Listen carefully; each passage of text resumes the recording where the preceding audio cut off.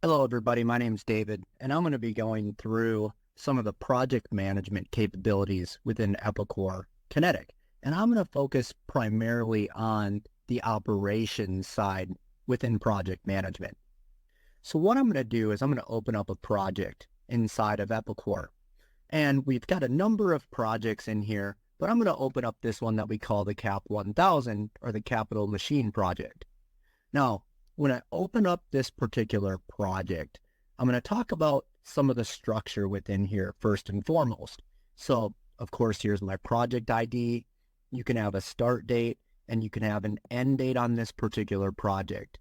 But other things that you might notice is I'm going to have phases within this project. Now, these are WBS phases, or as other folks might call them, work breakdown structure phases. And I've got things like design, engineering, manufacturing, and installation inside of this phase. I can also have sub-phases too. So as you can see here, I've got a mechanical engineering phase, and I've got an electrical engineering phase with the parent phase of engineering on here. I can date range it. So I can say what's the start date and due date of these phases. And I can have durations on them, whether they're in hours or they might be in days. I can also have milestones within a project. So if you need to do things like track progress on a project or do billing on a milestone, such as like design completion, I could do that. Or production completion, I could set up those milestones. And you can say whether it's going to be a fixed amount or if it might be a cost to date, which we would be tracking inside of Epicor Kinetic as well. Other things that commonly come up all the time are whether or not I can have things like workflow or tasks on this. And you can. So I can see on the checklist tasks, whether it's an internal sign-off or it might be a customer sign-off. These are things that can be put inside of a project as well. And you can say whether it is a to-do item, could be an approval, could be a customer approval, whether it's in process or completed, and you can assign certain people or peoples to this particular project task as well. So of course, this can go into their queue and you could be monitoring whether these tasks get completed or not. Now let's talk about a little bit of other things about a project too. So if I go to my related area here, I can relate things like sales orders or quotes or jobs, or even purchase orders directly to this project. So as we like to explain it within Epicor, a project, if you think of it as like an umbrella, it's an umbrella that encompasses everything that you want to have related to the particular project on here. So instead of, for example, having to kind of manually print out a number of sales orders, or let's talk about like work orders or jobs, where I have to aggregate and manually kind of calculate costs and do things like that. A project envelops everything. So I just relate everything to a single project. I can have multiple POs, multiple jobs, quotes, or sales orders within a project. And if I go to my project costs area here, here's where I'm calculating things like total quoted costs or total estimate versus actual, what the CTC or calculated cost to complete might be on this project, what the projected total might be, and I can have budget amounts on here. And I'll come back to this after we do a little bit of other demo and see how these costs come into this particular project.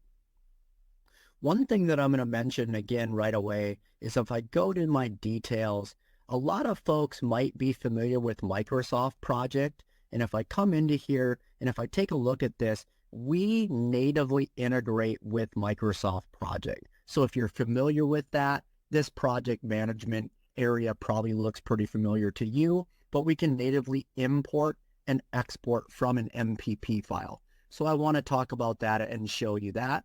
And we also have a Gantt chart within the project management area as well within Epicor Kinetic. So if I want to do something like, let's say, take a look at a project scheduling board, I'll just go ahead and I'll launch the Kinetic application for my scheduling board on this particular project. And once this opens up, we're going to be able to see all the information that relates to this particular project. So I can see here, I can move these around too, and, you can make it as big or as little as you want to, so I could start seeing that information. As you can see here, the things like design and engineering, those are those work breakdown structure phases. And these are the milestones that you're seeing there. So that's something to keep in mind as well.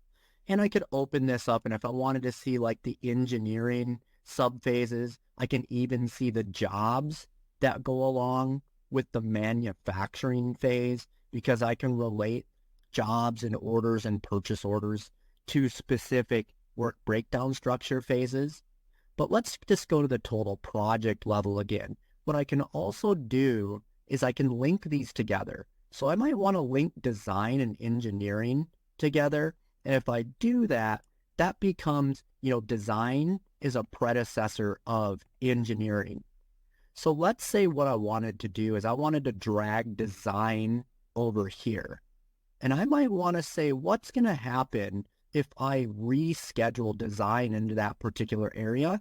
Then it natively knows that engineering needs to move along with it, and design is a predecessor of engineering because I've natively linked those together. And then, of course, all the milestones need to move along with it too. So not only can I graphically see things inside the scheduling board, but I can drag and drop things as I want to be able to do within the scheduling board as well.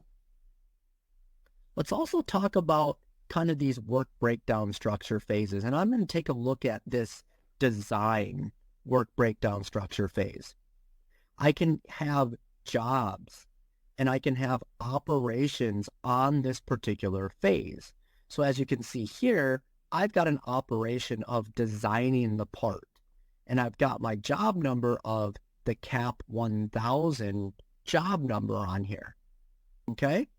So what I could actually do now is I could go into the system and I could put time against this particular job. So if you wanted to do things like track your design time or track your engineering time against a project, which is going to bring costs into the project, I can do that right inside of the software. So let's go ahead and let's go into time entry. So once I go into time entry, the only thing that I would have to do now is go into my time details area. I would just say that I'm putting in a new time. And the thing that we need to keep in mind is that this is going to be a project type time. So I would either type in or I would search the project that I'm working on. I'm working on CAP 1000. And then I would just say again the phase. I mean, I might be actually working on, let's say, mechanical engineering. And I'd drop that down. And then now I would just say, how long did I work on it? I might have worked on it all day. And if I worked on it all day, all I would have to do now is I would just submit my time. And that's one way that I can start getting time right inside of the system really quickly and really easily. But let's show another way that we can get time into the system. So what I'm going to do now is I'm going to switch over to a purpose-built mobile application. Okay, so as you can see here, we've got what we call an Epicor time application. And when I open this up, I can see, what's been approved, what's been submitted, what's been rejected. But all I have to do now is just say, I'm going to put in a new time. And in this case, it's going to be a project time, right? And I might have worked on this for 8 hours. All I'd have to do is search for the project that I'm working on. I'm working on that CAP 1000 project. I might be an electrical engineer, so I'm going to work on the electrical engineering phase. And then, of course, just, what operation I might be working on here, how many hours I worked on it. Maybe I worked on it 9 hours instead on here. And I could just say, done for the day, or put whatever notes I want to put on there. And I would be submitting my time right through this application. So it's just another easy way to be able to get time into the software. But another thing that's kind of nice about this system is we have an area where you can put even expenses in. So if an engineer or an installation worker or something had to be working at, outside of your organization and needed to submit expenses, they could do that. So they would just come in here. I could even put it directly to my project, and I would just find the project that I want to put the expense against, the particular phase, like it might be installation, for example. This could be like hotel accommodations, what kind of, tax it might go against, and then just the amount.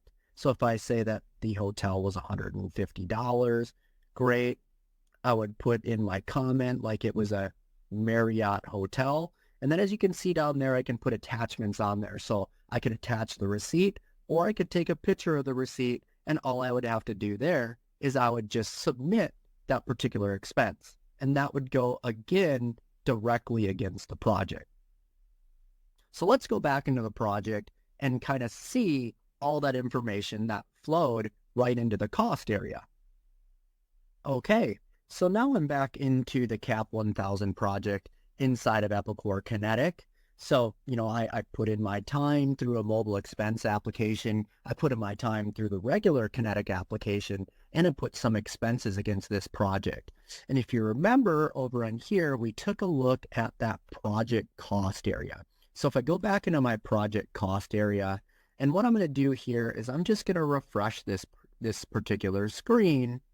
And what we're going to be able to see now is we're going to be able to see kind of all these totals flow in. So of course, there's the quoted totals. There's where I estimated at. Here's currently what I'm at actually. There's the CTC. Here's what the projected totals are. And this is what I had for a budgeted amount. Now, this is at the total project level. But remember, if I go to a phase level detail, I could take a look at this design phase. I could even get broken down phase costs if I want to be able to see this for the particular phase. So I can even get more detailed information. So at the design phase, there's how we quoted it. Here's how we estimated it. And here's where we're actually at with a projected total on here as well. So it just depends at what level you're looking to get this particular information, and we can provide you that particular information. As well as there's always a question about kind of, I'll say, resource allocation too. So if I take a look at this work breakdown structure detail, notice I did have a job or a work order number for this design phase. So let's go ahead and kind of take a look at what that looks like. So if I go into the project job for my design phase job, I'm going to kind of describe how we can help you folks out, even with scheduling resources like a designer or an engineer. So when I go to my assemblies area here, notice I've got my design operation on here. It's scheduled for, 55 hours, and I've got scheduling resources against it. So I've got kind of an engineering general area on here. But if you take a look at the second one, what I'm doing is I'm scheduling down to what we call a capability. And I've got a capability on here called designer. So let's take a look at what that capability is. I'm going to open up my capability entry. And when I open up my capability entry, I'm going to look up that designer. Okay. And I'll explain kind of what this is. So when I open up my designer, I take a look at my resources, and I'll just filter my priority. What the software is going to do is it's going to look at John first. And if he doesn't have open time, then it's going to look down to Doug. And if Doug doesn't have open time, looks down to Michelle, and then finally down to Jeff. And I can even put different production factors on here. So, John and Doug kind of do like to like, but Michelle might be a less experienced engineer or designer, and she might take a little bit longer. And then Jeff might even take a little bit longer than Michelle. And the software can help automate that scheduling of resources for you folks right there as well. So just kind of wanted to point out that capability through Epicor Kinetic. Okay. All right. So, kind of to summarize everything out, go back to my home screen here, kind of what I went through is more of the operational focus of project management within Epicor Kinetic. Epicor Kinetic's projects, again, is kind of like an umbrella which envelops everything, including quotes, sales orders, purchase orders, and jobs. I can calculate costs. I can have work breakdown structure phases. I can have Gantt chart scheduling boards, milestones, and tasks.